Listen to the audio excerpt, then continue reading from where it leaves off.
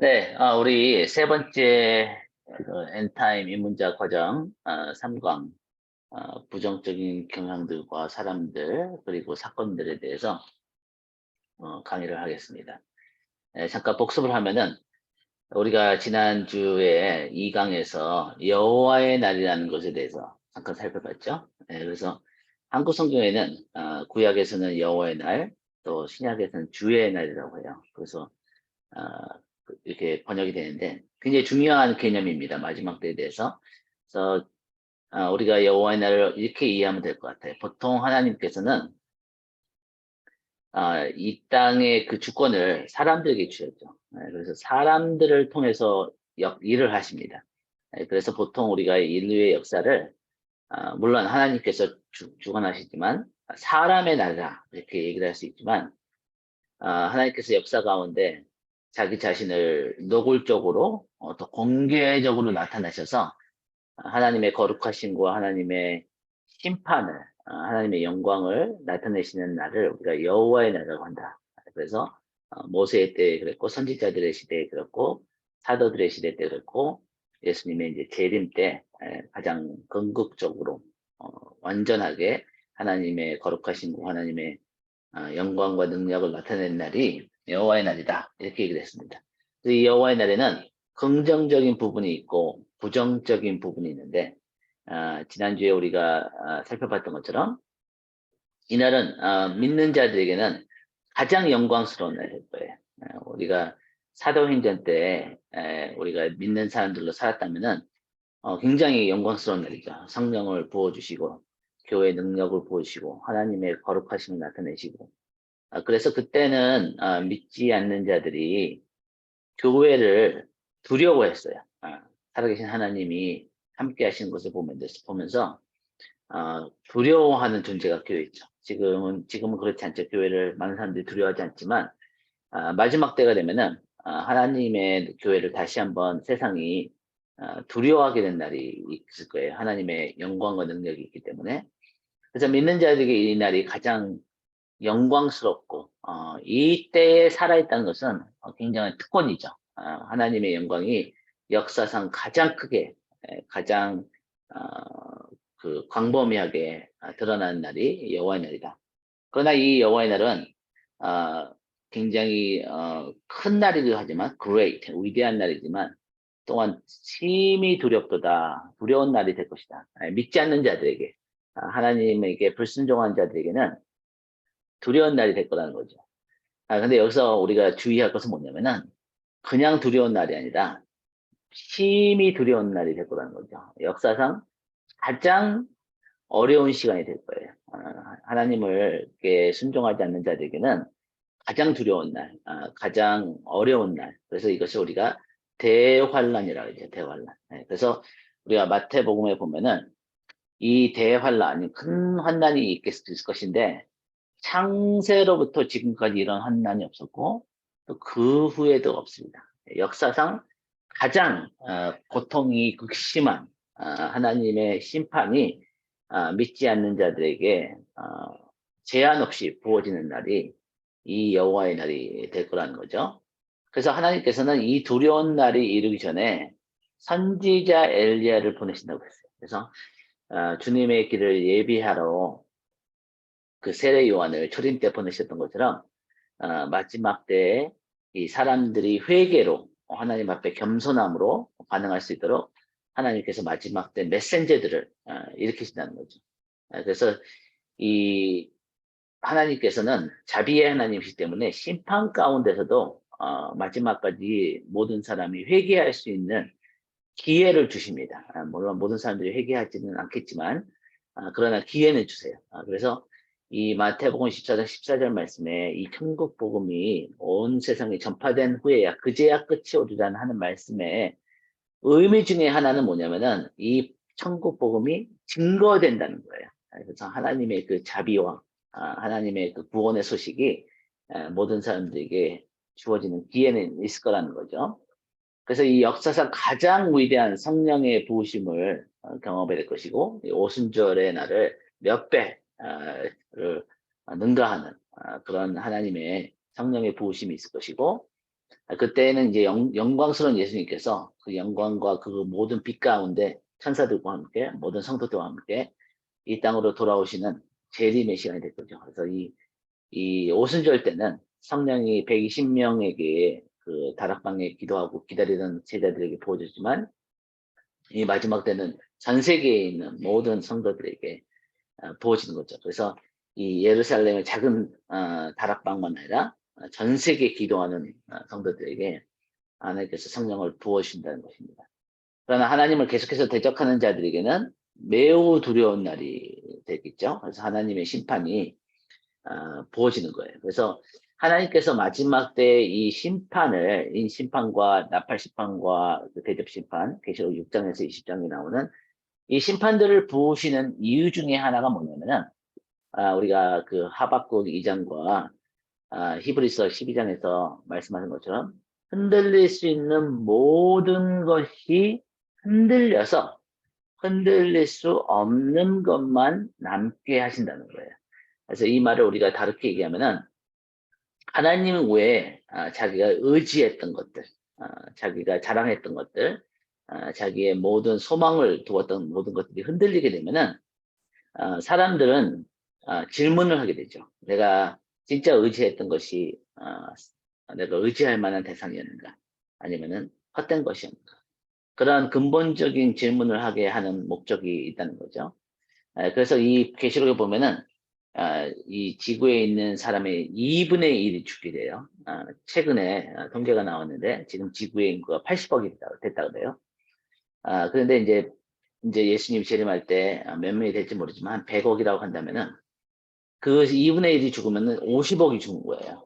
뭐 상상을 초월하는 숫자가 죽는 거죠. 그래서 우리가 2차 대전 때, 세계 대전 때 한 600만 명이 죽었다고 그랬는데 한 6년의 시간 동안에 2차 대전이 있었죠. 근데 이 마지막 3년 반, 거의 50% 짧은 시간 가운데 몇백 배의 사람들이 죽게 되는 거죠. 그래서 이 50억, 50억의 사람들이 죽게 된다는 것은 무슨 것을 의미하냐면은 하나님의 그 심판이 충만하게 풀어진다는 것을 의미하고 또 그 많은 사람들은 죽는 사람들은 그 짐승을 경배하는 자들, 하나님을 대적하고 그 짐승의 표를 받은 자들이 되겠죠.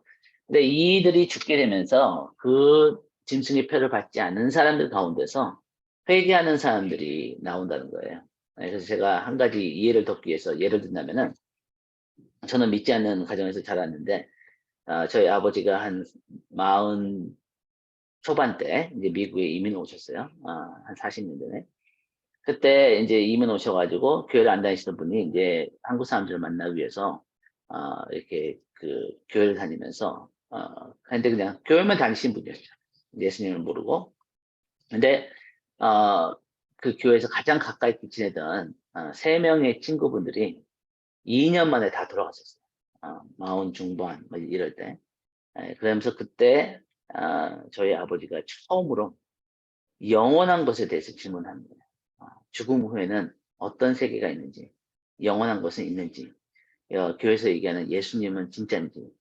그래서 그런 근본적인 질문을 하시면서 그 주님의 은혜로 이제 예수님을 믿고 세례를 받았어요. 저와 같이 같은 주일날 세트 형제교회에서 이제 세례를 받았는데 그때 이제 제가 이제 깨닫게 된 거예요. 사람들은 이런 어떤 주변의 사람들이 죽게 되거나 어떤 그런 인생의 충격적인 일들을 이렇게 경험하면은 근본적인 질문을 하게 되구나. 영원한 것에 대해서는 질문하구나. 보통 우리가 살면서 죽음에 대해 생각하지 않잖아요. 생각하고 싶지도 않고.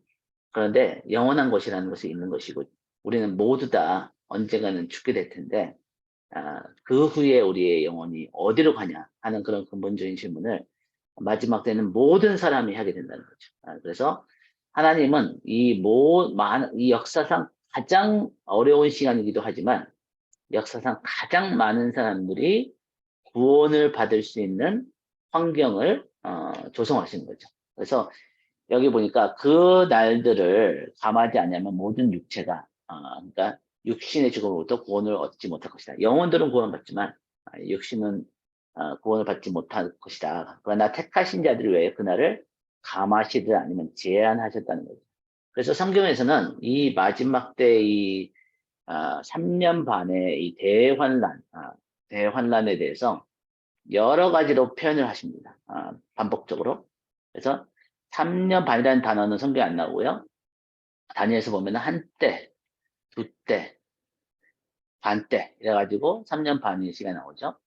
계시록에서는 1260일 아니면 42개월 이렇게 표현을 합니다. 그래서 우리가 3년 반을 하면은 42개월 나오죠. 36개월 더하기 6개월이니까. 근데 성경에서는 항상 한 달이 30일이에요. 30일 곱하기 42개월 하면 1260일이 나옵니다. 그래서 그 다음에 이제 그 예레미야에서 보면은 야곱의 환란의 때라고 표현을 하기도 하고요. 그래서 이 시간에 대해 성경에서 이렇게 여러 가지 다른 표현으로 반복적으로 이 같은 기간을 아, 그 묘사하는 이유는 뭐냐면은 이 때가 그만큼 중요한 때고 그리고 이 시간이 제한됐다는 것을 우리에게 강조해 주는 거예요. 그러니까 뭐냐면은 우리가 이 3년 반이 짧은 시간은 아니지만 그렇게 긴 시간도 아니라는 거예요. 그래서 역사상 가장 어려운 시간이지만 이때 우리가 믿음으로 견디는 자들에게는 가장 영광스러운 시간이 될 것이고 이 시간이 영원하지 않는 거예요. 뭐 10년, 20년 하는 것이 아니라 3년 6개월. 우리가 그 시간을 알 때 우리가 훨씬 견디기가 쉽다는 거죠. 왜냐하면 우리가 끝이 있다는 것을 알기 때문에. 그래서 이 두 번의 큰 사망의 파도가 몰려온다고 그랬죠. 그래서 지구상의 4분의 1이 계시록 6장 8절에 보면은 인시판, 네 번째 인시판에 의해서 4분의 1이 죽음을 당하고, 그다음에 계시록 9장에 보면은 인류의 지구 인구의 3분의 1이 죽음을 당하죠. 그러면 4분의 1 더하기 3분의 1을 하면은 2분의 1이 나오죠. 그러니까 50%의 사람들이 죽게 되는데, 그래서 이제 이사야서에서는 이것을 뭐라 그러냐면은 하나님께서 땅을 공허하게 하시며 그 저주가 땅을 삼켰고 그 중에 사는 자들이 정죄함을 당했고 땅의 주민들이 불타서 남은 자가 적도다. 여기서 우리가 두 가지를 봐야 됩니다. 뭐냐면 첫 번째는 뭐냐면은 하나님께서 행하시는 모든 심판은 공의의 심판이라. 하나님께서 개인이 사람들을 죽이시는 것이 아니라 괜히 화가 나셔가지고 그 분풀이를 하시는 것이 아니라 공의의 하나님이니까 이 땅에 그만큼 죄가 가득하기 때문에 그 죄를 심판하시기 위해서 하나님께서 이 많은 사람들의 죽음을 심판을 하신다는 거죠. 두 번째는 뭐냐면은 이 하나님의 그 진노가 부어지는 이 시간 가운데 하나님의 그 항상 하나님은 구원을 염두에 두고 계십니다. 하나님은 모든 심판 가운데는 구원의 목적이 있습니다. 그래서 그렇지 않으면 좋겠지만 많은 사람들의 경우에 저와 여러분을 포함해서 우리가 어떤 환난의 시간, 어떤 역경의 시간을 통해서 하나님께 돌아오지 그렇지 않은 사람들도 가끔씩 있지만 대다수는 우리가 겸손해지고 가난해지고 이 마음이 하나님 앞에 낮아질 때 하나님께 돌아오고 우리가 편하고 모든 것이 잘 되면은 하나님께 돌아오지 않는 경우가 많죠. 인류의 역사가 그것을 증명하는데 마지막 때도 그렇다는 거예요. 하나님께서 그런 환경을 조성하시는 거예요. 가장 많은 사람들이 가장 깊은 사랑의 수준에 이를 수 있는 가장 적은 고통을 통해서 가장 많은 사람들을 구원하시기 위한 환경을 조성하신 것이 이 마지막 때 하나님의 심판의 목적이라는 거죠. 그래서 여기에 보면은 네 가지의 이 역동성이 있습니다. 마지막 이 대환난 때 이 어려움이 일어나는 원인이 네 가지가 나오는데 노트에 보면은 먼저는 하나님의 진노가 있죠. 그 적그리스도와 그 짐승의 표를 받은 그 악한 자들을 향한 하나님의 진노가 부어지는 거죠. 하나님의 공의의 심판이 부어지는 거예요. 근데 동시에 사탄의 분노가 있어요. 사탄의 분노. 사탄의 분노가 왜 있냐면은 자기의 때가 얼마 남지 않은 것을 알기 때문에 한 사람이라도 더 지옥에 같이 데려가려고 하는 마음이 있는 거죠. 그래서 이 사탄의 분노가 있고 또 인간의 죄악이 있습니다. 인간의 죄악. 인간의 죄악이 이 땅을 가득 채우게 되죠. 그 노아의 때와 같이. 그래서 이 죄 때문에 일어나는 일들이 있는 거죠. 지금도 그런 일들이 조금씩 일어나지만 뭐 잠깐만 살인 사건이나 어떤 사고나 어떤 그 속임이나 어떤 그런 일들이 점점점 뉴스에 점점 들리지만 이것이 점점 마지막 때가 가까울수록 증가한다는 거예요. 그러나 그것에서 우리가 두려움으로 반응하는 것이 아니라 이때는 또 하나님께서 성령을 교회에 필요하니까 한없이 부어주시면서 그 교회의 능력을 부어주시는 거죠. 그리고 이 피조물의 탄식이 있을 것이다. 피조물의 탄식. 그러니까 자연적인 그 재난들이나 그런 그 지진이나 쓰나미나 이런 일들이 점점 일어난다고 성경은 우리에게 증거를 하고 있습니다. 그래서 우리가 복음서를 보면은 바다의 흉흉함이나 어떤 그 지진이나 그런 애들이 점점 증가할 거라는 거죠. 이 모든 것이 압박을 가하는 거예요. 압박을 가하면 어떻게 되죠? 압박을 가하면은 진짜가 드러나요. 그래서 더 이상 중간에 설 수 있는 것이 아니에요. 더 이상 어, 그 세상에도 한 발이 있고 교회에도 한 발이 있고 그런 사람들은 더 이상 있을 수가 없는 거예요. 그때는 선택할 시간인 거죠. 하나님을 선택할 것인지 아니면 세상을 선택할 것인지 이 압박을 가할 때 진짜가 드러난다. 그래서 하나님은 이 모든 것이 무르익게 만드신 거예요. 그래서 의로운 것은 의로서 무르익고 악한 것은 악한 것으로 무르익게 하는 것이 마지막 때의 그 목적이라는 거죠. 그래서 하나님은 중요합니다. 하나님의 심판은 사랑을 방해하는 모든 것을 제거하기 위해서 부어진다. 그래서 사랑을 방해하는 것들, 그러니까 하나님의 사랑을 방해하는 자기 자신이 다른 것들을 의지하는 것들, 그리고 모든 악한 자들, 그 하나님의 목적을 반대하는 자들, 그런 자들을 제거하기 위해서 이 하나님의 심판이 부어진다는 것에서 하나님의 심판은 사랑과 모순되지 않는다는 거예요. 어떻게 해야 사랑의 하나님이 너희들이 얘기하는 기독교에서 얘기하는 하나님 사랑이라고 하는데 이런 심판들을 허락하실 수 있냐? 그때 우리가 얘기할 수 있는 거죠. 하나님은 이 심판 가운데서도 가장 많은 사람들을 구원하시기 위한 목적이다. 그래서 사랑과 모순되지 않다는 거죠. 그래서 최적의 환경, 하나님께서는 자신의 백성들이 사랑과 정결함 가운데 걸어갈 수 있는 최적의 환경을 만드시고 사단의 악한 계획을 반대하시고 또 자신의 백성들을 선한 목적에 사용하시기 위해서 가장 많은 수의 숫자의 사람들을 가장 깊은 사랑으로 이끌 수 있는 최소한의 고통의 수단을 사용하셔서 가장 많은 사람들을 구원하시는 이 최적의 환경을 만드실 거라는 거죠. 그래서 우리가 다니엘서 보면은 하나님께서 이 마지막 때에 환난을 허락하시는 이유 중에 하나가 뭐냐면은 자기의 백성들을 정결케 하십니다. 교회가 흠도 없고 점도 없는 그리스도의 신부로 준비될 거라고 바울사도는 얘기하는데 이 일이 그냥 자동적으로 절대 이루어지지 않죠. 하나님께서는 고통의 시간을 제한된 시간을 허락하셔서 그 시간을 통해서 교회를 정결케 하실 거라는 거죠. 그다음에 또 이 모든 고통의 시간을 통해서 가장 많은 사람들이 구원을 받는 대추수를 거두시는 거죠. 그래서 계시록 7장 9절에 보면은 그 수를 셀 수 없는 많은 무리들이 모든 나라와 족속과 방언과 그 나라에서 모여서 하나님 앞에 경배를 드리는데 그들이 대환난 가운데 나오는 자들이다라고 얘기를 하죠. 그러니까 이 대환난을 통해서 수를 셀 수 없는 많은 사람들이 열방 가운데 구원받는 일을 하나님 마지막 때 계획하고 계신다는 거예요. 그리고 이 핍박이라는 상황과 하나님의 능력이 동시에 공존한 가운데 이스라엘을 구원으로 이끄시고 그래서 하나님께서 교회를 정결케 하시면서 교회에 또 하나님의 능력이 부어지면서 이스라엘이 자기들이 믿었던 구약의 그 모세의 하나님, 엘리야의 하나님, 이런 다윗의 하나님이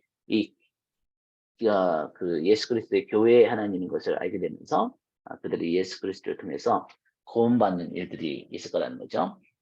그래서 다니엘서 11장 35절 보니까 그중 지혜로운 자 몇 사람이 몰락하여 순교한다는 거죠. 무리 중에서 연단을 받아 정결하게 되며 희게 되어 마지막 때까지 이르게 하더니 많은 사람이 연단을 받아 스스로 정결하게 하며 희게 할 것이나 이 마지막 때 그러나 악한 사람은 악을 행하리니 그래서 그 의로운 사람은 더 의롭게 악한 사람은 더 악하게 하는 것이 마지막 때의 기회인 거죠. 악한 자는 아무것도 깨닫지 못하되 오직 지혜에 있는 자는 깨달으리라.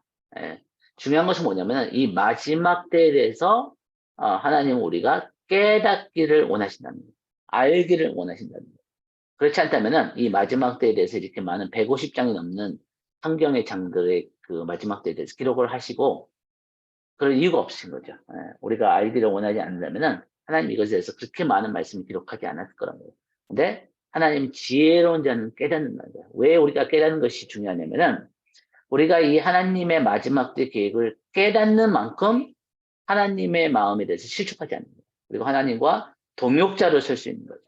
그리고 하나님의 리더십을 신뢰하는 거예요. 하나님은 이 행하시는 모든 일이 우리가 100%다 이해는 못하지만 이 모든 것을 통해서 가장 많은 사람들을 구원하시고 이 모든 악한 자들을 심판하시고 의로운 자들을 정결케 하신 그 하나님의 놀라우신 지혜와 그 하나님의 총명에 대해서 우리가 찬양을 하게 되는 거죠. 그래서 계시록 15장 3절에 보면은 그 하나님의 심판이 다 풀어질 때 하늘에 있는 성도들이 그렇게 찬양을 하죠. 하나님의 심판은 참되시고 의로우십니다. 그것이 우리의 고백이 돼야 돼요. 하나님의 심판이 부어지는데 우리가 혼돈스러워하고 마음이 너무 어렵고 하나님 왜 이런 일을 행하시는지 하나님 왜 우리 이렇게 힘들게 하시는지 우리 너무 힘들어요. 하나님 왜 이러시는 거예요? 하는 그런 반응이 아니라 물론 우리 인간이니까 그런 마음도 있겠지만 결국 우리는 하나님의 모든 심판은 참되시다. 그리고 의로우시다. 라는 고백이 우리 안에 있기 위해서는 이 말씀을 가지고 씨름하는 과정이 필요한 거예요. 그냥 바로 그 결론에 이를 수가 없어요. 우리가 우리의 삶에 일어나는 어떤 환란 가운데 작은 환란이나 큰 환란, 어려운 시간들 통해서도 결국에는 고통이 나에게 유익입니다라고 고백한 다윗과 같이 그 고백이 나오기까지는 엄청난 하나님과의 많은 씨름이 있어야 되는 거죠. 말씀과의 씨름. 하나님과 많은 대화가 있어야 되는 거죠. 질문을 하고 그래서 이것이 그냥 쉽게 이러는 결론이 아니라 하나님과의 깊은 만남 가운데 욥기처럼 이 하나님을 신뢰하는 어떤 상황 가운데서도 하나님의 리더십은 선하시다. 하나님의 리더십은 완벽하시다라고 고백할 수 있는 자리까지 우리가 나아가기 위해서는 말씀을 우리가 깨달아야 됩니다. 그래서 계속 말씀하고 씨름하고 질문하고 답을 찾고 하는 그런 것이 중요하다는 거죠. 여호와의 날에 부정적인 사람들과 사건들은 부정적인 사람들의 대표적인 사람은 적그리스도겠죠. 긍정적인 사건의 가장 대표적인 사람이 예수님이었기 때문에 그래서 여기서 적그리스도라는 것이 영어로 보면은 antichrist예요. antichrist. 그래서 여러분들이 이제 그 헬라어를 보면은 anti라는 이 안티라고 하죠. 이 안티라는 단어의 뜻이 두 가지가 있습니다. 하나는 뭐냐면은 대적하다. 그래서 그리스도를 대적하는 자가 적그리스도다. 그렇죠? 근데 또 두 번째 뜻이 있어요. 그 뜻이 뭐냐면 대처하다. 대체. 그러니까 이 적그리스도는 그리스도를 대적하기도 하지만 그리스도를 대신하려는, 대체하려는 목적이 있는 거죠. 그래서 예수님의 자리를 자기가 차지하려고 합니다. 그래서 예수님이 온 땅의 왕이 되는 것처럼 자기가 온 땅을 정복하려고 하고 예수님이 모든 사람에게 경배를 받아야 되는 것처럼 자신이 경배를 받으려고 하고 그것이 이제 적그리스도가 가지고 있는 목적이라는 거죠. 이 적그리스도가 예수님과 그 예수님을 따르는 백성들을 향해서 전쟁을 이제 일으키게 되죠. 그래서 우리가 쉽게 적그리스도를 이해할 수 있는 그 예 중에 하나는 뭐냐면 히틀러예요. 히틀러보다 훨씬 더 악하고 훨씬 더 똑똑하고 훨씬 더 외교적이고 훨씬 더 초자연적인 그런 특성이 있는 적그리스도가 일어나는데 그런데 중요한 것은 뭐냐 우리가 기억해야 될 것은 뭐냐면은 이 적그리스도가 하나님께서 허락하신 자라는 거예요. 그래서 우리가 성경에서 보면은 느부갓네살이나 어떤 그런 바벨론의 왕들이 일어나는 것도 하나님께서 허락하신 거예요.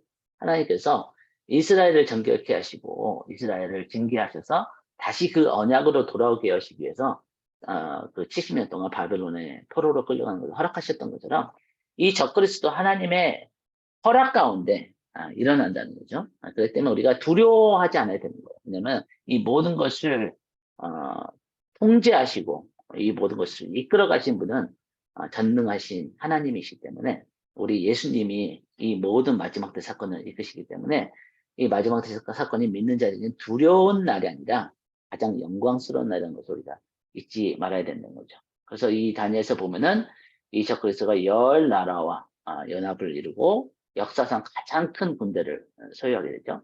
그래서 아직까지 세계를 완전히 정복한 데는 없었죠. 알렉산더 대왕이나 어떤 뭐 히틀러나 이런 사람들이 많이 이게 시전했지만 많은 땅을 차지했지만 전 세계를 정복하지 못했지만 적그리스도가 거의 정복을 해요.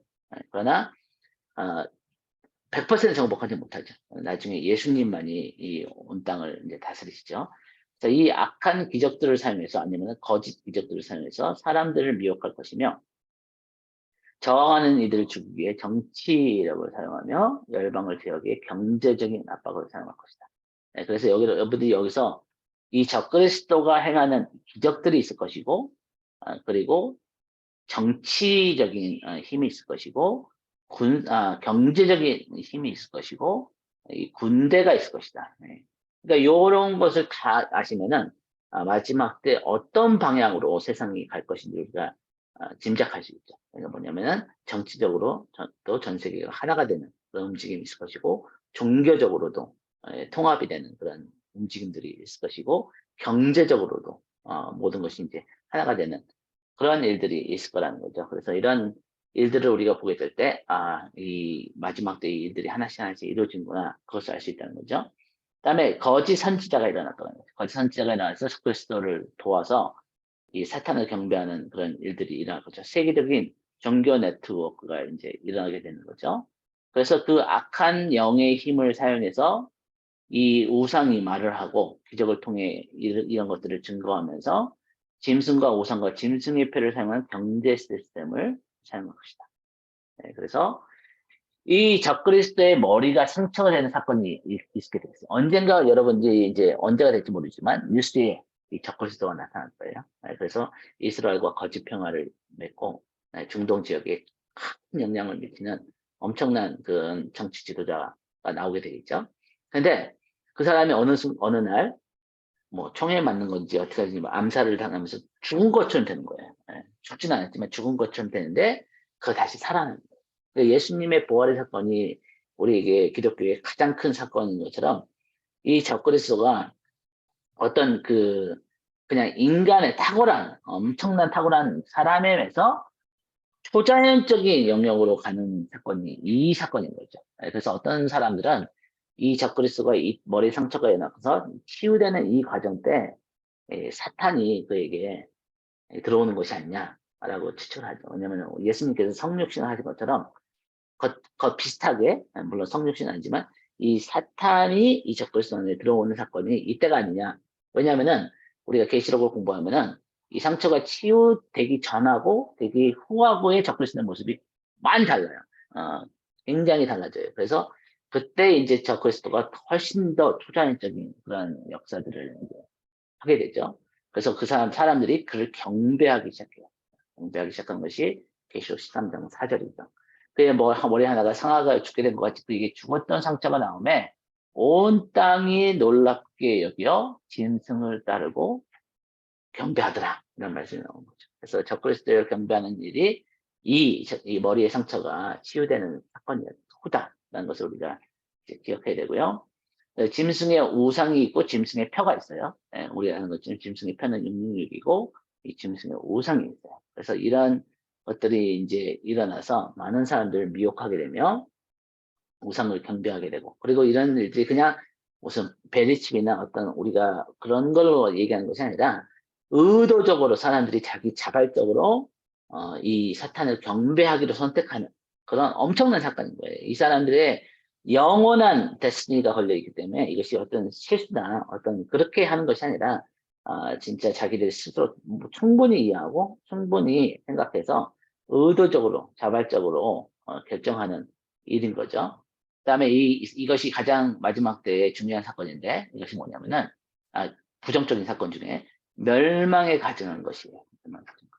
왜 이것을 우리가 가장 중요하다고 얘기하냐면은 이따 우리가 성경을 찾아보겠지만 예수님께서 마태복음 24장 15절에서 구약에서 마지막 때에 대한 한 가지 예언을 공부하라고 말씀하셨는데 그것이 뭐냐면은 이 다니엘서 9장에서부터 12장에 나오는 멸망에 가증한 일의 사건입니다. 이것이 마지막 때를 알 수 있는 가장 정확하고 가장 확실한 징조예요. 우리가 언제 예수님께서 재림하시냐, 언제 마지막 때가 시작됐냐, 그거를 알 수 있는 가장 확실한 징조가 이 멸망에 가증한 것을 하는 거예요. 이때부터 이제 대원난이 시작되는 거죠. 자, 이 멸망에 가증한 것이란 뭐냐면은 어떤 가증한 일이 있어서 그것이 멸망으로 이끌어간다는 거죠.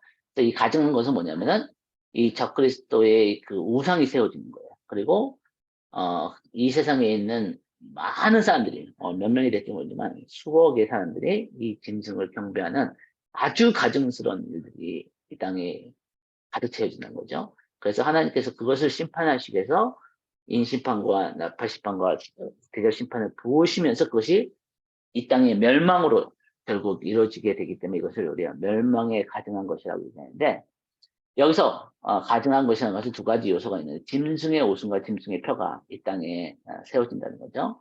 이 가증한 것이란 하나님 눈에 가장 큰 악을 말한다. 그러니까 하나님 외에 다른 신을 경배하는 건데, 이 땅의 사람들이 특히 이제 이스라엘에서 또 이렇게 기독교인 중에서도 이 그 경제적인 압박이나 어떤 그런 정치적인 압박을 통해서 이 짐승을 경배하는 일들이 있을 거라는 거죠. 이 가증한 것으로 인해 많은 사람들과 이번에는 멸망 아니면 큰 파괴가 일어나게 되고, 하나님께서 하나님께 가증한 일인데 적그리스도가 사람들이 자신을 하나님으로 경배할 것을 요구할 것이다. 네, 정확하게 자기가 하나님이다. 그래서 이제 우리가 여러분들이 이제 데살로니가 후서 2장에 보면은 바울 사도가 그렇게 얘기하죠. 이 마지막 때가 이 적그리스도가 성전에 앉아서 자기가 하나님이라고 하는 일이 사건과 그리고 많은 사람들이 배교하는 일이 있기 전에는 예수님의 재림이 있지 않을 것이다. 그래서 바울 사도도 정확하게 얘기하죠. 이 멸망에 가져온 것이 가장 정확한 때를 분별할 수 있는 사건이라는 거예요. 다른 것들은 우리가 유럽에서도 어떤 정치적으로 일어나고 또 뭐 러시아 우크라이나 전쟁이 일어나니까 마지막 때 가까웠나 얘기했는데 맞을 수도 있고 틀릴 수도 있어요. 근데 틀린 사람들이 거의 대부분이었죠. 그러나 이 멸망에 가증한 것이 쓰는 것은 가장 확실한 사건이에요. 예, 이것에 대해서는 더 이상 의심할 여지가 없는 거죠. 그리고 이 멸망은 두 가지로 일어나는데, 적그리스도가 자신에게 경배하기를 거부하는 자들을 이제 핍박하는 것이 이제 이 멸망이고, 또 하나님께서 적그리스도의 협박에 넘어 그를 경배하고 순종한 모든 이들을 심판하시면서 멸망을 보신 거죠. 그러니까 하나님의 진노, 적그리스도의 분노와 그리고 인간의 죄악과 피조물들의 신음과 이 모든 것이 이 마지막 때의 멸망에 이제 이끌어간다는 거죠. 네, 세 가지 이어지는 심판들. 계시록에 보면은 아까 얘기한 것처럼 인심판과 나팔심판과 대접심판이 일어나는데, 이것은 뭐냐면은 제가 지난 강의에서도 언급했지만 예수님께서 부으시는 심판입니다. 그래서 우리가 두려워할 심판이 아닙니다. 예수님이 사랑하는 신부를 향해서, 교회를 향해서 이 심판을 부으실 때 아니라는 거죠. 그래서 계시록에 보면은 5장에 보면은 어린 양이 아버지에 가서 이 두루마리를 취하시고 인봉을 떼시니까 6장에서부터 하나님의 심판이 이 땅에 풀어지고, 그래서 이 땅에 있는 악한 왕들과 그 부자들과 그런 사람들이 어린 양의 얼굴에서, 그리고 보좌에 앉으신 이의 얼굴에서 우리를 가리라 하는, 그들이 두려워하는 일이지 교회의 성도들이 두려워하는 일이 아니라는 거예요. 그래서 이 계시록에서 일어나는 그 풀어지는 심판은 우리의 사랑하는 예수님이 악한 자들에게 풀어주시는 심판이라는 거예요. 그래서 그 출애굽기에서 모세가 지팡이를 뻗으면은 하나님께서 10가지 재앙을 바로와 그 악한 자들에게 풀으셨던 것처럼 이스라엘 백성들을 향해서 푸신 것이 아니죠. 이 마지막 때 하나님의 심판은 악한 자들을 향한 심판이지 우리 성도들이 두려워할 일이 아니다. 이것만 이해해도 요점만 여러분 이해해도 계시록을 읽는 것이 두렵지 않을 거예요. 이것이 우리를 향한 심판이 아니구나. 그래서 그러면 우리가 계시록을 알아야 되는 이유는 뭐냐면은 이 어린 양 대신 예수님이 약한 자들을 심판하시는 공의의 심판이 풀어질 때 교회가 함께 예수님과 어떻게 동역을 해야 되는 거죠. 그래서 계시록에 보면은 이 기도가 올라가요. 성도들의 기도가 향같이 올라가서 그것이 그 대접에 가득 찼을 때 그 대접을 부으셔서 불하고 섞어서 부으셔가지고 하나님이 이 땅에 공의 심판을 푸신다는 거예요. 그래서 마지막 때 하나님의 공의 심판이 풀어진데 필요한 하나님께서 요구하신 것 중에 하나가 뭐냐면은 성도들의 기도라는 거예요. 왜냐하면 이 땅에 많은 불의한 일들이 있었기 때문에.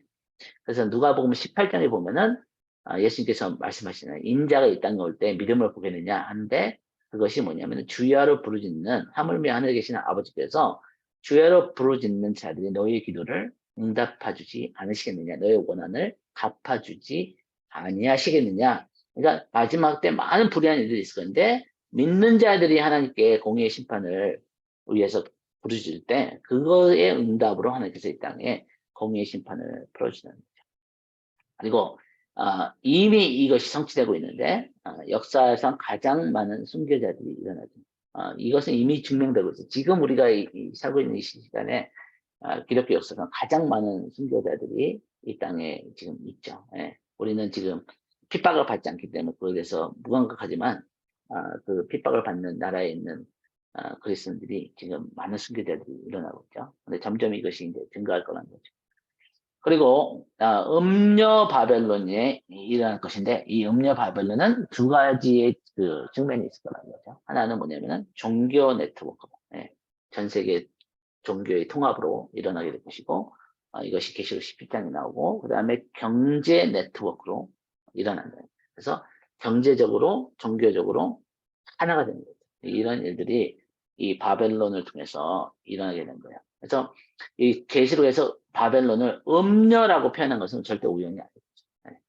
음녀하고 대조되는 게 뭐죠? 네, 신부죠. 네, 거룩한 신부. 그래서 교회는 점점점 거룩한 정결한 신부로 이 땅의 사람들은 음녀같이 점점 음란하고 하나님을 거절하고 짐승을 경배하는 자들로 일어날 거죠. 그래서 이 음녀 바벨론이 일어나는 이 과정이 있죠. 그게 뭐냐면은 처음에는 자발적인 음녀 바벨론 종교가 될 거예요. 이것을 우리가 다른 말로 하면은 그 관대적인 관대 종교가 일어나는 거예요. 관대 종교가 일어나는 것은 뭐냐면은 모든 종교들을 다 인정한다는 거예요. 그래서 요한복음 14장 14장 6절이 우리에게 중요한 말씀이 되는 거죠, 마지막 때.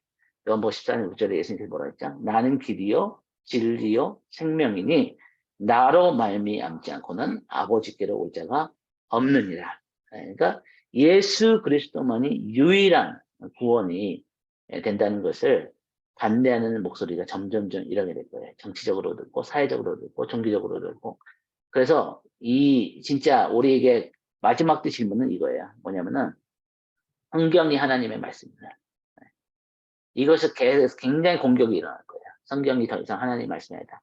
그 오래된 그 고전 진짜 사람들이 잘 알지도 못하는 그런 책이 진리가 아니다. 성경을 공격하는 애들이 점점. 그래서 우리가 여러분들이 신앙생활을 하면서 마지막 때를 준비하는 것 중에 가장 중요한 것 중에 하나가 뭐냐면은 왜 이 성경 66권이 살아계신 하나님의 말씀입니다. 이것에 대해서 확신을 가지셔야 돼요. 네, 우리가 공부를 하든지 어떤 하나님께서 은혜를 주시든지. 그래서 이거는 역사적으로도 학문적으로도 여러 가지로 우리가 다 증명할 수 있어요. 성경이 왜 하나님의 말씀인가. 이것이 다른 책과 왜 다른 책인지. 왜냐하면 이 성경이 마지막 때 공격을 받게 될 것이고 예수 그리스도가 유일한 구원이라는 것이 공격을 받게 될 거예요. 그래서 처음에는 관대 종교가 일어났고 그래서 왜냐면은 전 세계에 유일신을 믿는 종교가 대표적인 종교가 세 가지가 있다는 거죠. 기독교가 있고 머슬림이 있고 이슬람이 있고 그다음에 유대교가 있잖아요. 그렇죠? 이 사람들 가운데서도 배교하는 일들이 있고 거짓 종교에 이렇게 통합을 하려면은 그것이 타협이 돼야 되는 거예요. 그래서 지금 기독교 안에서도 그렇고 그리고 이제 유대교에서도 그렇고 더 이상 종교 때문에 싸우지 말자. 종교 때문에 너무나 많은 피들이 흘려졌고 종교 때문에 너무나 많은 상처들이 있었기 때문에 모든 종교를 다 인정하자. 우리가 다 뭐 어디를 가든지 산으로 가면 가는 그 정상으로 가면은 다 어디 무슨 길을 통해도 상관이 없다 하는 그런 일들이 점점 이제 우리가 사는 시대에 일어나게 된다는 거죠.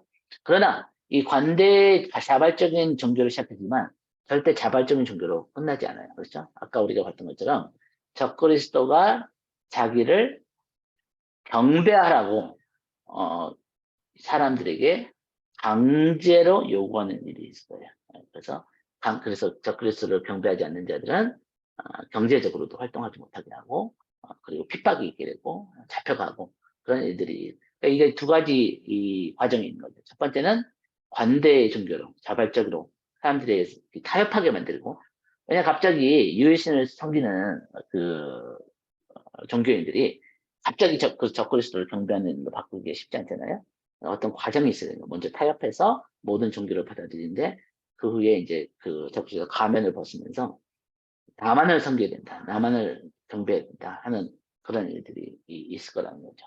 그래서 이 긍정과 관용의 종교인은 절대적인 기준이 없고 가난한 자들을 먹이고 인도주의적 프로젝트를 이끌면서 그러니까 사람들이 이게 뭐가 잘못됐냐 이렇게 이 모든 이 종교에 갇혀야 되냐 좋은 일을 하는데 가난한 사람들 나눠주고 불쌍한 사람을 도와주고 이것이 종교가 아니냐 그래서 굉장히 뭐냐면은 마지막 때 이 적그리스도의 영은 뭐냐면은 우리가 얘기하면 그 뿌리가 어디에 있냐면 인본주의예요.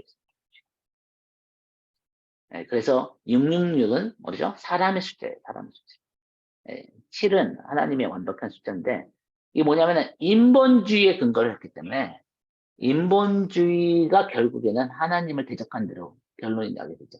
우리가 지금 하는 포스트 모더니즘이나 어떤 그런 모든 사상들을 다 따라가면은 결국에는 유일하신 하나님을 인정하지 않기 때문에 인간이 그 모든 삶의 주인이 되어버리기 때문에 하나님을 대적하는 자리까지 가게 되는 거죠. 결국에는. 그래서 많은 수의 사람들은 이 음료 바벨론 종교에 미혹되어 참여할 것이며 이로 인해 그들이 원래 가지고 있던 종교적 신념과 양심은 약화되고 타협하게 되고 그 후에 적그리스도는 모든 사람들이 사단과 자신을 경배하도록 요구할 것이다. 이것이 이제 마지막 때라는 바벨론이죠.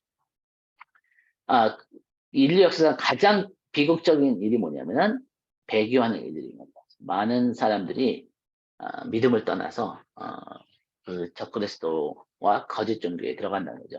사도 바울은 이 일이 적그리스도가 세계 무대에 나타날 만큼 명확하게 중요한 사건으로 묘사한 거죠. 그래서 아까 우리가 했던 데살로니가서 2장과 디모데전서 4장에 보면은 누가 어떻게 해도 너희가 미혹되지 말라. 이 예수님이 오시기 전에 반드시 먼저 배교하는 일이 있고 많은 사람들이 믿음에서 떠나는 일들이 있어요. 코로나 때도 지금 많은 사람들이 지금 교회를 떠나고 믿음을 떠나는 일들이 그냥 이게 점진적으로 일어나니까 사람들이 피부적으로 잘 못 느끼는데 많은 사람들이 믿음을 떠나고 있어요, 지금도. 그러나 이것은 어떤 타협하는 일이 시작된 거예요. 타협해야지만 나중에 그 적그리스도를 경배하는 데까지 갈 수 있으니까 저 불법의 사람, 성경에서는 이 적그리스도를 불법의 사람이라고 표현했죠. 그러면 하나님의 법을 대적하는 거예요. 하나님이 세우신 결혼이나 어떤 성적인 질서나 뭐 이런 것들 다 무너뜨리는 그런 애들이 점진적으로 그 적그리스도가 나타나는 것을 준비시키는 그런 일이라는 거죠. 이 멸망의 아들이 나타나기 전에는 그날 예수님의 재림이 이르지 아니하리니 그래서 적그리스도가 일어나기 위해서는 배교하는 일과 이 하나님의 법이 하나님의 질서가 무너지는 일들이 일어날 거라는 것을 성경은 우리에게 어, 증거하고 있는 거죠. 그래서 성령께서 밝히 말씀하시고 마지막 때에 어떤 사람들이 믿음에서 떠나 미혹하는 영과 귀신의 가르침, 여기서 얘기하는 귀신의 가르침은 뭐냐면 하나님의 말씀을 대적하는 것이 귀신의 가르침. 그래서 다르다. 그 다음에 마지막으로 아마겟돈 전쟁이 이제 마지막 때 부정적인 사건 중에 하나죠. 그래서 이 점점점 세상이 이 인간의 죄악과 그 다음에 사탄의 분노와 이런 것들이 일어나면서 그리고 이제 환경적으로도 자연적으로도 재난들이 많이 일어나면서 사람들이 점점 양식이나 어떤 물이나 어떤 그런 것이 이제 부족할 거 아니에요? 그러니까 이제 세상이 점점 전쟁이 이제 많이 일어나는 거죠. 마지막 때 일어나는 징조 중에 하나가 이 전쟁인데 이 전쟁 가운데서도 가장 큰 전쟁이 뭐냐면 이스라엘 가운데 열방이 이 세상에 있는 모든 군대가 모집되는 거예요. 이것은 하나님의 계획이 있고 또 사탄의 계획이 있어요. 그래서 이 동원돼서 모든 그 적그리스도와 관련된 군대들이 동원되어 모여지는 집결지가 될 것이고 그 군대는 이 대환란 기간 동안에 수많은 전투를 이룰 것이다. 그래서 우리가 이것을 아마겟돈 전투 아니면 아마겟돈 캠페인이라고 그러죠. 아마겟돈 캠페인. 그래서 이 한 번의 전쟁이 아닌 거예요. 3년 반 동안 많은 전쟁이 있으면서 클라이맥스의 전쟁이 뭐냐면 예루살렘을 위한 전쟁이다. 그래서 이 군사적인 충돌 가운데서 이 예루살렘으로 예수님께서 모든 열방의 왕들을 모으는 거예요. 적그리스도는 또 이 전 세계에 있는 모든 자기 군대를 모아서 예수 그리스도와 함께 싸우려고 하는 거예요. 그래서 계시록 16장에 보면은 미혹의 영을 하나님께서 보내셔서 이들을 모으시고 그다음에 적그리스도도 이들을 모아가지고 스가랴서 14장에 보니까 하나님께서 뭐라 하냐면 내가 이방 나라들을 모아 예루살렘과 싸우게 되니 이스라엘과 함께 싸운다는 거죠. 그때 여호와께서 나가사 그 이방 나라들을 치시되 이왕의 전쟁 날에 싸운 것 같이 하시다. 그러니까 하나님께서 이 이스라엘 백성들을 홍해 앞에서 피할 길이 없는 곳에서 초자연적으로 그 바다를 가르시면서 그 바로의 군대에서 구원하셨던 것처럼 이 마지막 때 적그리스도와 그 이 온 전 세계에 있는 모든 군대들이 이스라엘을 향해서 온다고 한번 생각해 보세요. 뭐 질 수밖에 없는 상황인 거죠.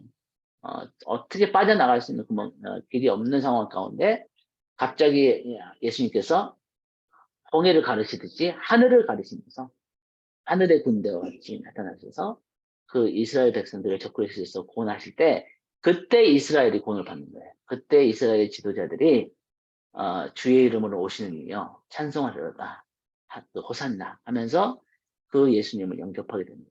네, 그런 상황이 아니라면은 이스라엘 지도자들이 예수님을 자신들의 메시아로 인정하지 않겠죠. 그래서 사람들을 아마겟돈과 예루살렘 모으는 주체는 사단도 그렇지만 하나님도 그들을 모은다는 거죠.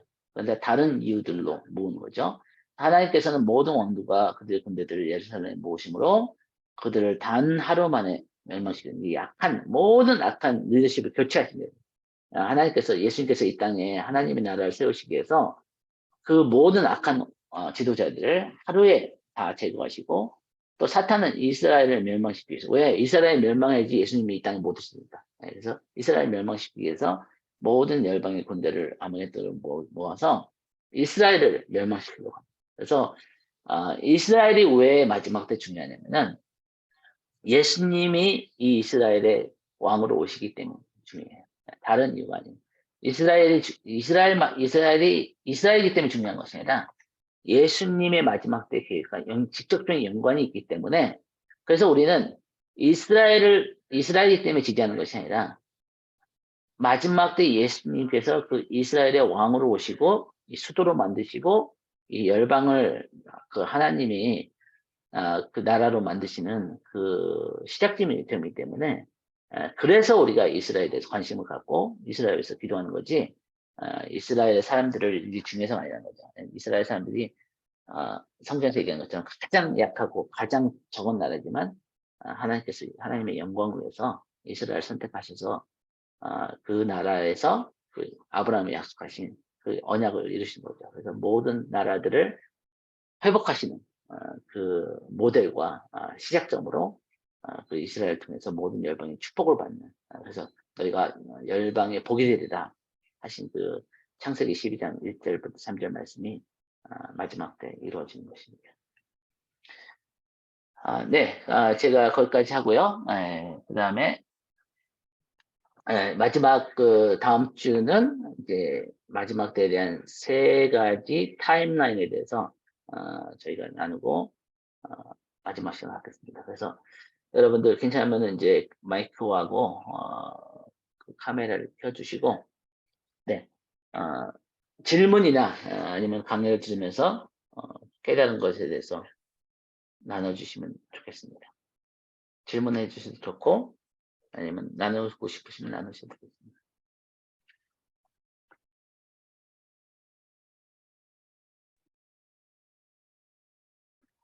목사님, 이게 조금 네, 질문이 그래도 네, 해도 되죠? 괜찮습니다. 예. 우연히 이렇게 어느 말씀을 듣다가 두 분의 그 사역자분들이 설교 중에 하시는 걸 들어서 조금 마지막 때 대환란 기간, 3년 반 기간에는 은혜 성령님이 떠난 시대 외교, 은혜의 시대가 이미 지나갔기 때문에 회개가 안 된다. 그래서 어느 분은 7년 대환란 전에 하나님 앞에 죽게 해달라고 기도해야지 그거를 견뎌낼 수가 없다 해서 그거 하나고요. 제가 네. 조금 혼동이 왔어요. 왜냐면 여기서 배운 거는 또 하나님의 구원은 마지막 때 그 심판을 통해서라도 또 돌아올 자들이 있는 거로 저는 깨달았고, 또 하나는 그냥 TV를 보다가요. 아, 한국에 이번에 사우디 왕자 빈살만인지 누가 왔는데 네옴시티 프로젝트인가 뭔가 이게 마지막 때랑 뭔가 연관이 있나, 음녀 바벨론 뭐 이런 것들과 그냥 그런. 네네. 네. 좋은 질문 하셨습니다. 네. 제가 답을 할게요. 첫 번째는, 이제 성령께서 마지막 그 대환란 때 안 계신다고 얘기하는 학자들이 있긴 있는데 굉장히 소수예요. 그래서 이제 그런 것에 대해서 우리가 얘기할 때, 우리가 지난 첫 번째 강의 때 그런 얘기를 했잖아요. 그 마지막 때 가장 논쟁이 되고 가장 중요한 것 중에 하나가 뭐냐면은 교회가 환난을 통과하느냐 안 통과하느냐 이렇게 얘기를 했는데 제가 그런 말씀을 드렸어요. 성경에 어디서도 교회가 환난을 통과하지 않는 말씀이 없다. 한 구절도 없다. 이렇게 얘기를 했어요. 근데 한 구절이 그 학자들이 사용하는 게 있어요. 그게 뭐냐면은 계시록 3장 10절이에요. 3장 10절에 보니까 뭐라 하냐면은 내가 나의 인내의 말씀을 지켰은즉 내가 또한 너를 지켜 시험의 때를, 이것은 이제 대환란으로 보는 거죠. 시험의 때를 면하게 하리니 이는 장차 온 세상에 임하여 땅에 거하는 자들을 시험할 때라. 그러니까 온 세상에 임하는 이 시험할 때라니까 대환란 같잖아요. 근데 여기 이제 문제가 두 가지가 있죠. 문제가 두 가지가 뭐냐면은 이 말씀을 일곱 교회, 계시록 2장 3장이 이제 일곱 교회에게 예수님께서 보내신 편지인데, 뭐 일곱 교회 중에서 빌라델비아 교회만 이 말씀을 하셨다는 거예요. 이 계시록 3장 1절부터 10절까지가 빌라델비아 교회를 얘기하는 거죠. 그런데 이것이 다른 교회에게 말씀 안 하시고, 그럼 빌라델비아 교회만 이 시험의 때를 면할 수 있냐? 이런 질문이 나올 수가 있고요. 두 번째는 뭐냐면은, 내가 나의 인내의 말씀을 지킬수 내가 또한 너를 지켜 시험의 때를 면하게 하리니 이 뜻이 만약에 이것이 시험의 때가 대환란이라고 한다면은 이것이 대환란에서 통과하지 않게 건져 주신다는 건지 아니면 이게 그거 휴거해서 그들을 빼 가신다는 건지 아니면 이 시험의 때를 견디게 하신다는 건지 두 가지 의미가 있을 수 있잖아요. 그렇죠? 그러니까 이 대환란을 통과하지 않고 휘고돼서 빼내가신다는 그 첫 번째 의미가 될 수 있고 해석이 될 수 있고 두 번째 해석은 이 사람들이 대환란을 통과하지만 그러나 시험에 넘어가지 않게 베드로가 예수님 앞에서 이렇게 자기 넘어지지 않는가 내가 너가 넘어지지 않게 해서 내가 너를 위해서 그 시험의 때 너를 지키다 이런 말씀 있잖아요. 그래서 그러면 이 뜻이 무엇인지를 우리가 봐야 된다는 거죠. 그래서 이 단어가 이제 그래서 이제 원어 같은 걸 공부할 필요가 있는데 영어 성에 보면은 이 단어가 뭐냐면 keep이에요. keep. I will also keep you from the hour of trial. 그러니까 이 keep한다는 것이 우리가 시험에 들지 않게 빼가신다는 건지 아니면 그 시험의 때를 그 잘 통과할 수 있도록 힘을 주셔서 지켜주는 거지 이 뜻을 우리가 이 원어를 공부해야 된다는 거죠. 이 똑같은 단어가 이 헬라어의 킵이라는 단어가 지켜준다는 이 단어가 어디에 나오냐면은 요한복음 17장에 나와요. 요한복음 17장에 보면은 예수께서 뭐라 하냐면은 예수께서 이제 십자가를 가시기 전에 이제 제자들을 위해서 이제 기도하시잖아요. 그러면서 그 예수님께서 이 제자들을 위해서 기도하시면서 뭐라 하냐면은 몇 절이죠?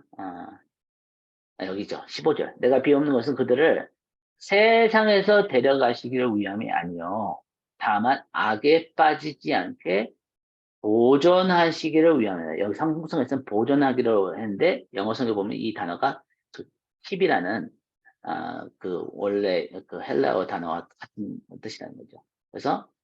그래서 뭐 여기 보면은 My prayer is not that you have take them out of the world, but that you protect them from the evil one. 이것을 이제 킹제임스 같은 보면 keep이라고 나오죠. 그래서 킹제임스 보면은 15절에 that you should keep them from the evil. 그러니까 그들을 보호해달라고. 예, 그들이 시험을 통과하지만, 왜냐면 제자들이 시험을 통과하거든요. 십자가의 그 어려운 시간을 통과하는데, 그 시간 가운데 악한 자들로부터 지켜달라. 것이 이 계시록 3장 10절에서 얘기하는 그 지켜달라는 뜻과 같은 단어로 이제 사용되는 거예요. 그래서 저희가 이제 학자들끼리 그런 이제 토론을 하면은 계시록 3장 10절을 이용해서 그 교회가 대환난을 통과하지 않는다고 얘기하는 것은 설득력이 없다. 설득력이 약하다. 그렇게 이제 학자들이 결론을 냈죠. 그 다음에 이제 첫 번째 질문하셨던 것이 집사님이 뭐냐면은 성령께서 그 계시록에 보면은 교회가 나오잖아요. 일곱 교회가 계시록 2장 3장에. 예, 근데 이제 계시록 4장 5장 뭐 이런 데 가면은 성령이라는 단어가 안 나온다는 거예요. 그래서 왜 성령이라는 단어가 안 나오냐면은 교회가 휘거됐기 때문에 성령께서 더 이상 이곳에 이 땅에 계실 필요가 없다. 왜냐하면 성도들이 다 이미 휴거됐기 때문에. 그래서 성령이라는 단어가 안 나온다. 이렇게 얘기를 해요. 근데 그것에 대해서 이제 우리가 얘기를 할 수 있는 것이 뭐냐면은 설득력이 부족한 것이 뭐냐면은 설득력이 아예 없는 건 아니에요. 근데 부족한 것이 뭐냐면은 성경 어디서 성령이란 단어가 안 나오기 때문에 그렇기 때문에 성령이 없다. 이렇게 얘기하면 안 된다는 거예요. 왜냐면은 계시록 이제 특히 6장부터 20장까지의 이제 마지막 때 이제 대환란 때 심판이 인심판과 나팔심판과 대접심판이 풀어질 때 성령이라는 단어 안 나오지만 성령에 충만한 사람들이 나와요. 네, 그렇죠? 두 증인도 나오고, 그 다음에 14만 4천도 나오고, 그리고 하나님의 그 능력이 풀어지는 그런 일들이 나오기 때문에, 그래서 우리가 그 단어가 안 나온 거 가지고 우리가 얘기를 할 수 없다는 거예요. 예를 들자면은, 휴거라는 단어가 안 나와요, 성경에. 그러나 우리는 휴거라는 것을 믿잖아요. 그렇죠? 왜냐면은, 휴거라는 이 들림을 받는다라는 그 단어를 고린도전서 15장에서 바울 사도가 사용하기 때문에, 성경에 삼위일체라는 단어가 안 나와요. 여러분 삼위일체는 단어 찾아보세요. 성경 안 나와요. 근데 우리가 삼위일체를 안 믿어요? 믿어요. 왜냐면은 성경 자체에서 삼위일체에 대해서 너무나 많은 암시하는 말씀들이 있기 때문에 삼위일체를 믿는 것처럼 이 단어가 안 나온다 그래서 그 성령님이 계시록 6장부터는 안 계시다라고 얘기하는 것은 설득력이 부족하다는 거죠. 그다음에 두 번째 그 빈살빈인가 그 사람 이름 잘 모르겠는데 어쨌든 그 사우디의 왕세자가 한국을 방문해가지고 그 사람이 이제 네옴시드라는 걸 만드는데 좀 비상해요. 그냥 평범해 보이지는 않아요. 그러나 굉장히 조심해야 돼요. 아까 제가 얘기한 것처럼 마지막 때 어떤 정치적인 사건과 뭐 이런 것 때문에 이때가 마지막 때다. 예수님이 이런 것 때문에 바로 오신다. 그리스도가 여기서 일어날 거다. 그렇게 얘기하는 사람 100%다 틀렸어요. 100%. 그래서 그런 어떤 정치적인 어떤 사건적인 거로 왔다가 마지막 때 분별하는 것은 너무나 어려워요. 그거는 틀릴 가능성이 굉장히 높아요. 그래서 제가 얘기하는 건 뭐냐면은 우리가 마지막 때를 분별할 수 있는 것은 성경에서 얘기하는 징조들인 거예요. 성경에서. 그래서 성경에서 얘기하는 이 적그리스도한 사람이 나타나서 이스라엘과 거짓 평화를 맺고 열 나라가 연합을 이루고 그다음에 그 가장 중요한 것은 이제 멸망한 가정한 것이 서게 되면서 적그리스도가 자기를 하나님이라고 부르기 시작하는 그때는 더 이상 뭐 그때는 논쟁이 없어요. 너무나 정확하기 때문에 그래서 예수님께서는 마태복음 24장 15절 말씀 그 말씀 잠깐 보죠. 마태복음 24장 15절 말씀을 보면은 예수님께서 마지막 때에 대해서 말씀하시면서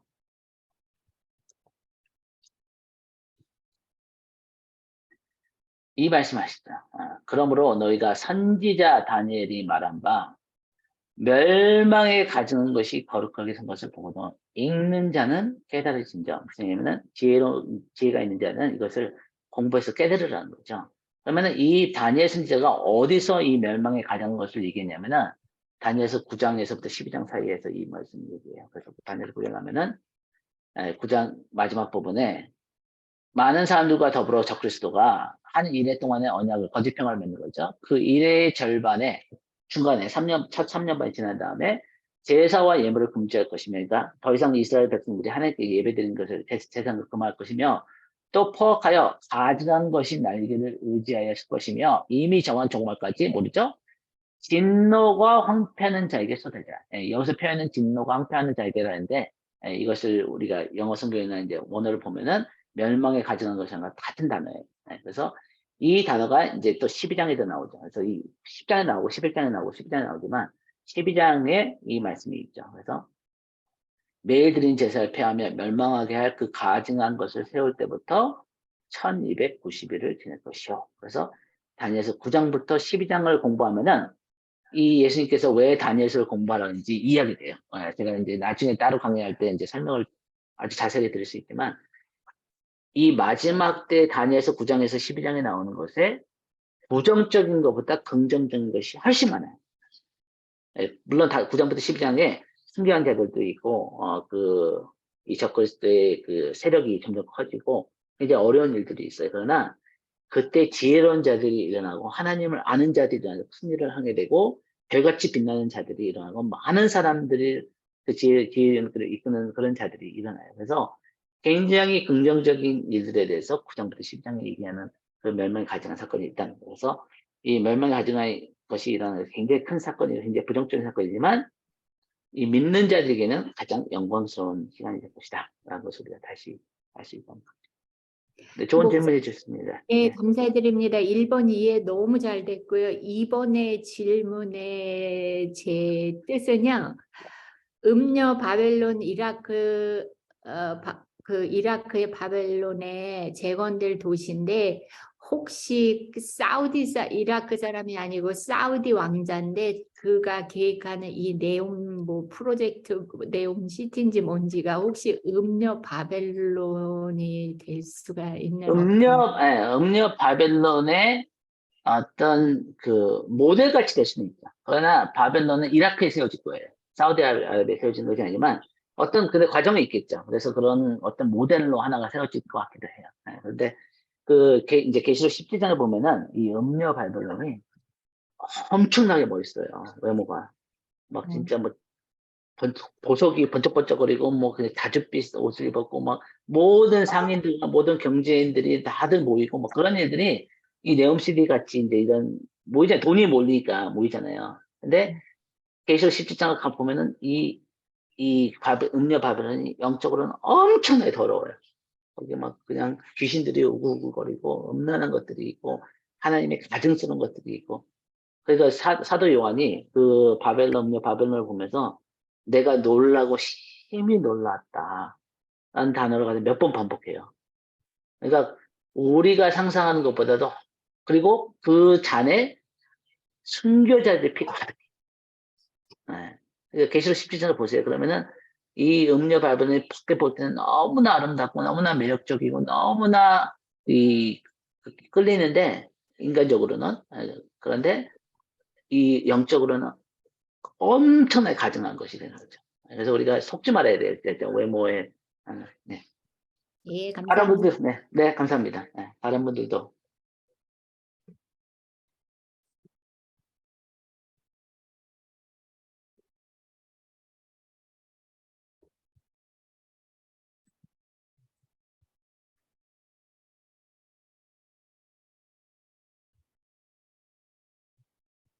오은하 집사님이 무슨 말씀을 하시는 것 같은데 네. 안 들려요. 목소리가 안 들리시네. 네. 네. 가끔씩 줌이 그럴 때가 있는데, 그럴 때는 나가셨다 다시 들어오시면 돼요. 네. 마이크도 켜져 있고 그렇거든요. 근데 안 네네. 들려요. 네, 그럴 때는 네. 줌을 나가셨다가 다시 들어오세요. 그럼 되는 경우가 있어요. 네.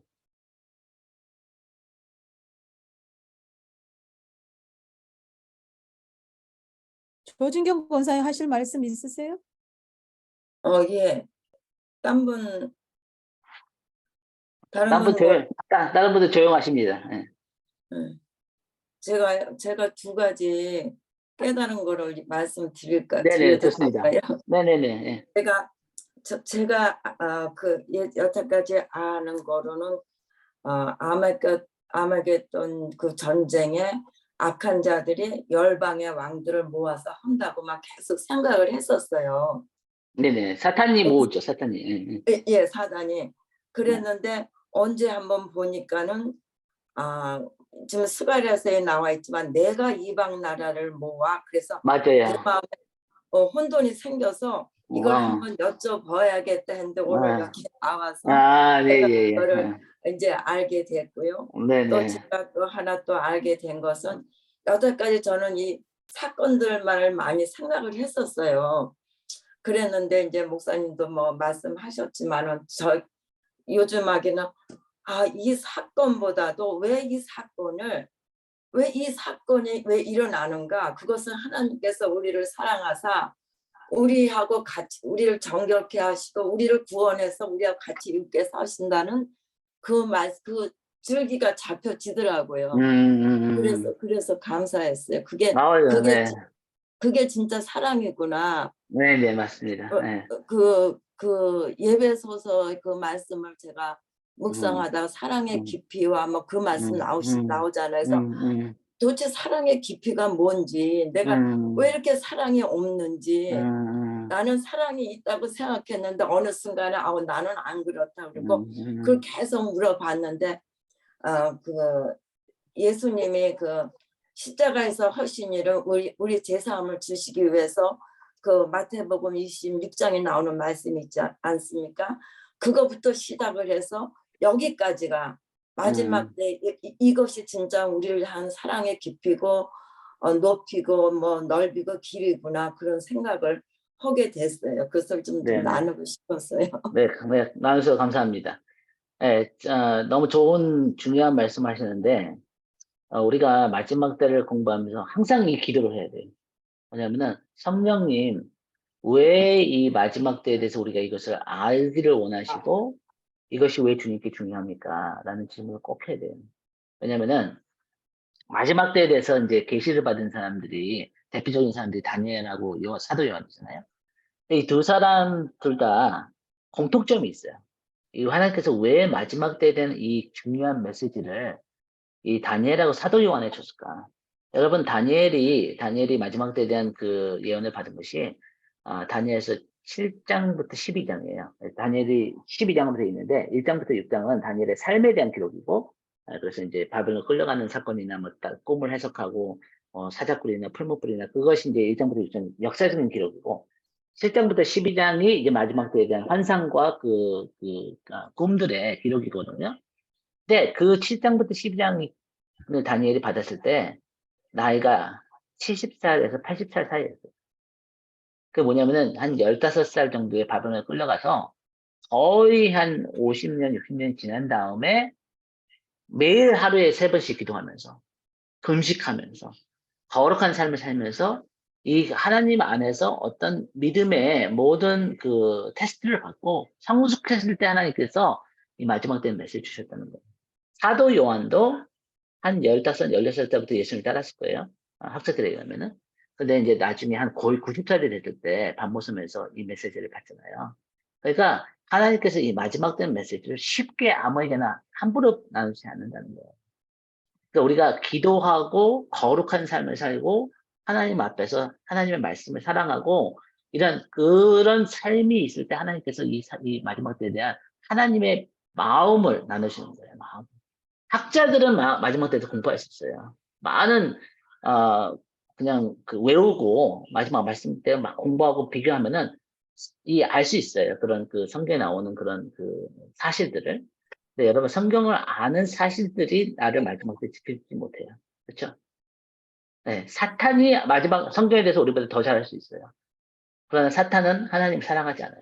그래서 우리가 예수님께서 마지막 때 우리가 끝까지 예수님께 충성할 수 있는 것은 우리 지식이 아닌 거예요. 지식이 중요하지 않다고 얘기하는 것이 아니에요. 지식이 중요해요. 왜냐하면 성경 말씀이 이 지식으로 있기 때문에 그러나 지식에서 멈추면 안 된다는 거죠. 지식을 가지고 기도를 해야 된다는 거예요. 주님과 대화를 해야 되는 거예요. 질문을 해야 되는 거예요.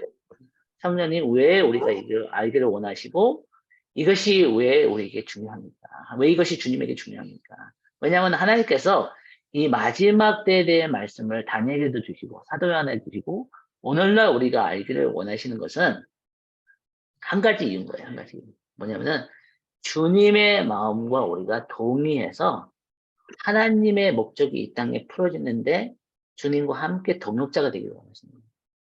하나님은 혼자서도 이 일을 다 하실 수 있어요. 전능전지하신 하나님이 저와 여러분이 왜 필요하겠어요? 하나도 필요 없어요.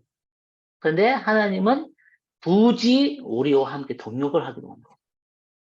우리가 이 기쁨을 갖지 않기를 원하시고 이 하나님의 그 계획이 이 땅에 풀어지는데 우리를 통해서 일을 이루시기를 원하시는 거예요. 네. 네, 좋은 거 나누셨습니다. 감사합니다. 네, 예, 목사님, 오은하 집사님. 그 보통 이걸 요한계시라고 그래갖고 잘못 생각하면 요한이 이제 받은 계시처럼 생각하는데 그 요한계시록 1장 1절 첫 문장이 예수 그리스도의 계시라고 그러거든요. 맞습니다. 예, 맞습니다. 성경에서 예수 그리스도의 계시라고 나오는 책이 요한계시록밖에 없습니다. 그게 최고 중요한 사실이고요. 그리고 이제 재림이 갖고 왔다는 게 뭐 여러 가지가 있지만은 멸망에 가져간 것이 성전에 들어서려면 그 성전이 지어져야 되는데 그 제3성전이 거의 완성이 다 이제 그것만 빼놓고는 다 돼 있거든요. 왜냐하면 여기 저희가 사는 텍사스에서도 그 붉은 암염소 민수기에 나오는 정결 예식에 필요한 붉은 암염소가 2, 3개월 전에 이 예루살렘에 도착했다고 뉴스가 나왔거든요. 그러니까 그런 것들 또 그게 이제 그 템플 인스티튜트라는 데서 이제 모든 그 제사 드릴 준비를 다 마련해 놨거든요. 그래서 제3성전만 하여간 지어지면은 이제 멸망에 가져간 것이 성전에 들어올 수 있기 때문에 그런 것을 통해서도 알 수가 있고, 그 다음에 또 이 종교 통합, 이게 지금 올해 안으로 아랍에미레이트 아부다비에 그 크리슬람 그래갖고 이 기독교랑 이슬람이 통합 또 다른 종교까지 하고 세 개 종교가 한 곳에서 제사를 뭐 예배를 드릴 수 있는 그런 게 완성이 되거든요. 올해 안에 준공이 되거든요. 그래서 그런 그 우리가 17장 그 무리에 앉은 큰 음녀 그런 것이 이제 들어설 때가 거의 다 됐다는 걸 우리가 보면서 이제 그 참 재림이 네. 가까웠다는 걸 알 수 있지 않나 그런 생각이 듭니다. 네, 맞습니다. 네, 감사합니다.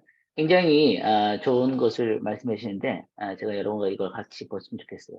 제가 계시록 강의할 때도 이 부분을 제가 강조를 하는데 여기 1절에 나오죠. 요한계시록 1장 1절에 예수 그리스도의 계시라. 그러니까 예수님에 대한 계신 거예요. 그래서 이 계시록의 메시지는 적그리스도 아니고 어떤 마지막 때 다른 것도 아니고 하나님께서 하나님 아버지 하나님께서 그 아들 예수 그리스도를 통해서 이 땅에 하나님의 나라를 회복하시는 그 메시지가 요한계시록인 거죠.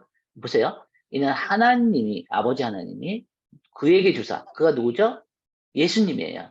하나님이 예수님에게 주사 반드시 속히 일어날 일을 그 종들에게 보이시려고 여기서 종들은 누구죠? 사도들인 거죠. 예수님의 제자들이에요. 그의 천사를 그 종 요한에게 보내어 알게 하신 것이다. 그러니까 하나님 보세요. 이 순서를 보세요. 하나님 아버지께서 이 땅의 모든 악을 제거하시고 이 땅에 하나님의 나라를 세우실 계획이 있어요. 근데 그 계획을 누구에게 주시냐면은 예수님에게 주신 거예요. 아들 예수. 그러니까 이것을 우리가 다른 얘기로 하면 뭐냐면은 하나님의 마지막 때 이 땅의 모든 악을 제거하고 영원하신 하나님 나라를 세우는데 주인공이 누구냐면 예수님. 근데 그 예수님에게는 누가 주인공이냐면은 저와 여러분이에요. 성도들이에요. 그래서 예수님에게는 우리가 중요한 거예요. 신부와 함께 하기 원하시거든요. 이 일을. 그래서 우리에게 알게 하시려고 이 요한계시록 기록하셨다는 거예요. 그러니까 우리가 이 사랑의 이 안경으로 렌즈로 이 계시록과 마지막 스토리를 보면은 이만큼 아름답고 놀라운 사랑의 스토리가 없어요. 그래서 이 신랑 되신 예수님, 신부된 교회, 이 마지막 때 모든 핍박과 압박 가운데서도 끝까지 그 믿음을 지키는 그 신부의 모습, 그리고 그 신부를 구원하시기 위해서 오시는 예수 그리스도. 이 스토리가 우리에게 풀어지면은 계시록은 가장 아름답고 가장 놀라운 사랑의 스토리가 된다는 거죠. 네, 우리 아까 오은하님 아까 무슨 말씀하시는데 한번 말씀해 보실래? 마이크 되시나요? 아유, 마이크가 안 되네요. 죄송합니다. 네, 안 들려요. 아, 혹시 질문을 그 채팅에 이제 타자를 채워 붙이도 제가 볼 수 있으니까. 네, 네. 혹시 다른 분도 혹시 나누실 분 계신가요?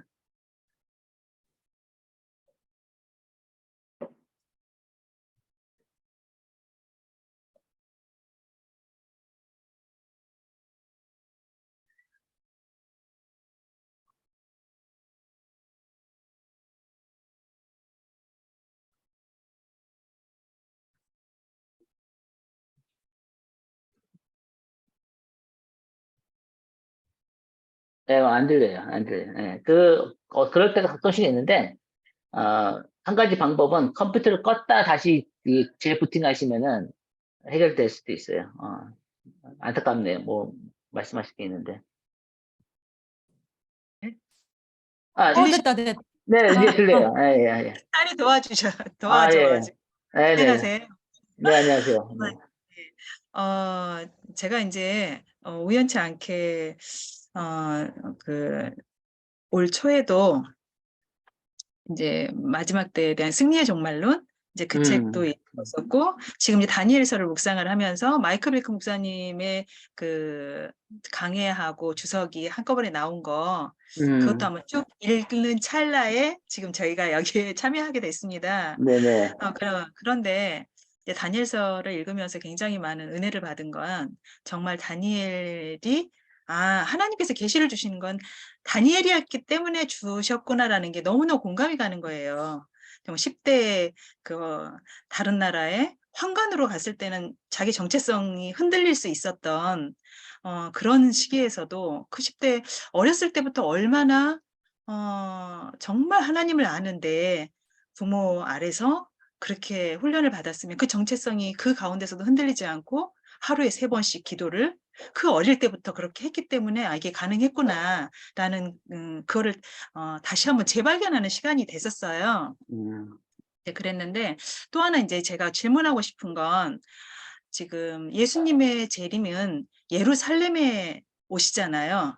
예루살렘에 왔을 때, 그다음에 지금 이제 저희가 예루살렘 유대인들의 충만함과 그다음에 저희 이방인들의 충만함이 서로가 하나가 되었을 때, 한 세 사람이 되었을 때 이제 예수님이 재림하신다라고 저희가 알고 있는데, 휴거라는 아까 말씀하셨지만 휴거라는 단어는 성경에는 나와 있지 않아요. 공중에 같이 들린다 했을 때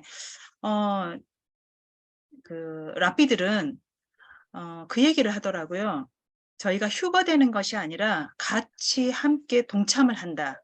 이 환란을 같이 겪고 그렇게 된다라고 하는데, 목사님께서 이제 쭉 말씀을 하시는 과정 속에서 그게 이제 궁금한 거예요. 휴거가 되지 않고 이제 믿는 사람들은 공중에 들려서 정말 예수님이 오시는 거를 거기서 만나는 거잖아요. 그런 다음에 그다음에 믿는 저희들은 그 다음에는 어떻게 되는 건지 한번 설명을 듣고 싶습니다. 네네. 네, 너무 좋습니다. 네. 우리가 고린도전서 15장을 보면은, 우리는 대환난을 통과한다고 믿죠. 그래서 대환난을 이스라엘과 함께 통과하게 되는 거죠. 근데 이스라엘과 함께 통과한 후에 예수님이 재림하게 되면은, 고린도전서 15장을 보면은, 바울 사도가 뭐라고 하냐면은, 우리가 휴거된 후에는, 절대 주님하고 다시 헤어지지 않는다고 얘기를 해요. 그래서 뭐라 하냐면 우리가 항상 주님과 함께 있을 거라고 얘기를 하죠. 그래서 그게 몇 절에 나오죠?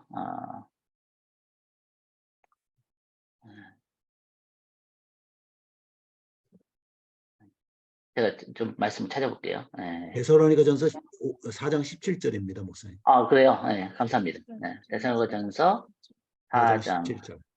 4장 10절에 보면은 공중에서 주를 영접하게 되니 그리하여 우리가 항상 주와 함께 있으리라.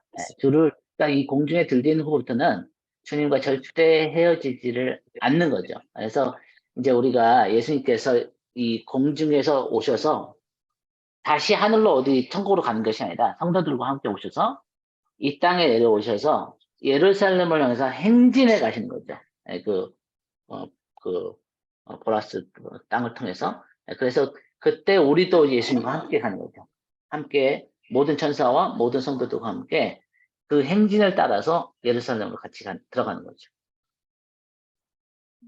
그러면은 이제 그때부터 1000년 그렇죠. 네, 맞습니다. 그러면 그러면 그 전에는 저희가 이제 전부 환란을 겪는 거는 그거 맞는 거죠? 그렇죠. 이스라엘과 함께 동참을 환난 하고. 통과죠. 네, 맞습니다. 네. 그리고 또 하나는 저희가 이제 그 이방인의 충만함과 네. 그 유대인의 충만함이 함께 될 때 주님이 오신다고 하셨는데 그러면 저희가 준비해야 되는 그 충만함은 어떻게 이해를 하고 계시는지 그냥 네. 숫자적으로 네네네. 말씀 보통 하는 것처럼 숫자적인 어떤 이제 뭐 저희가 정하는 숫자는 아니잖아요. 예수님이 네네. 봤을 때 그 네네. 충만한 수를 양적인 음. 수를 말씀하시는 건지 아니면 이스라엘과 함께 하는 그거를 말씀하시는지 그 견해를 한번 듣고 싶습니다. 네네네. 네. 제 생각에는 그것이 양적인 것도 있고 질적인 것도 둘 다 있을 것 같아요. 왜냐면은 우리가 이제 로마서 11장에 보면은 이방인의 충만한 숫자가 들어오기까지 이스라엘의 눈이 그 영적으로 둔해졌다 그러잖아요. 가려졌다 그랬죠. 그러니까 그것은 숫자가 있죠. 정확한 숫자가 하나님만 아시는 숫자가 있죠. 그러나 또 에베소 4장에 보면은 이 교회가 그리스도의 그 성숙한 그 충만함까지 자랄 거라고 얘기를 하거든요. 그리스도의 분량까지. 예. 그래서 그리스도의 분량까지 자라야지만 이스라엘의 교회의 그 성숙한 모습을 보고 시기하고 질투하지, 지금 교회를 보고는 이스라엘이 시기하고 질투하지 않거든요. 그러니까 질적인 부분도 반드시 있을 거라고 저는 생각합니다. 감사합니다. 네, 좋은 질문 하셨습니다.